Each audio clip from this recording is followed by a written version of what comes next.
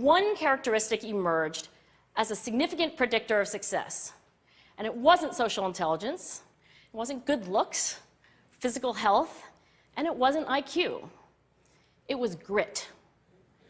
Grit is passion and perseverance for very long-term goals. Grit is having stamina. Grit is sticking with your future, day in, day out, not just for the week, not just for the month, but for years, and working really hard to make that future a reality. Grit is living life like it's a marathon, not a sprint. A few years ago, I started studying grit in the Chicago public schools.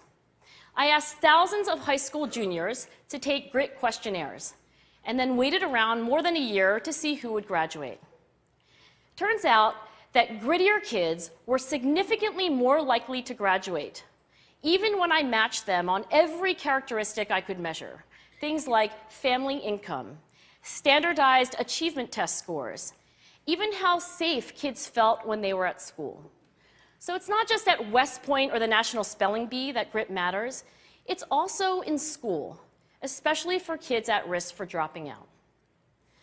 To me, the most shocking thing about grit is how little we know, how little science knows about building it. Every day, parents and teachers ask me, how do I build grit in kids? What do I do to teach kids a solid work ethic? How do I keep them motivated for the long run? The honest answer is, I don't know. What I do know is that talent doesn't make you gritty.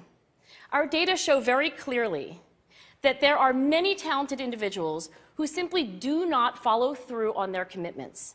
In fact, in our data, grit is usually unrelated or even inversely related to measures of talent.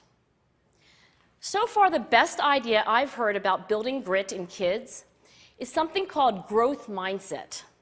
This is an idea developed at Stanford University by Carol Dweck, and it is the belief that the ability to learn is not fixed, that it can change with your effort.